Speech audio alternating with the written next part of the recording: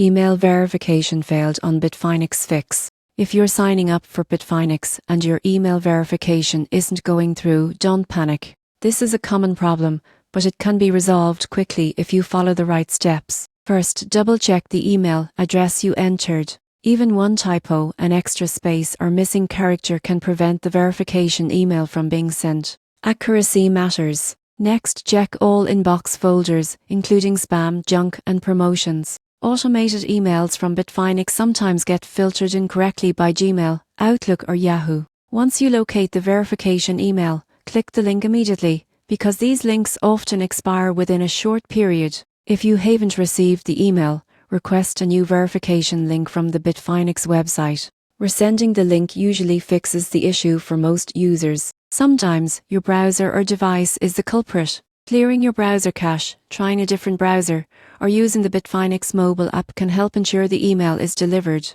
Email providers occasionally block automated messages. If this happens, try signing up with a different email address, preferably Gmail or Outlook, which are more reliable for receiving verification emails. Finally, if none of these steps work, contact Bitfinex support.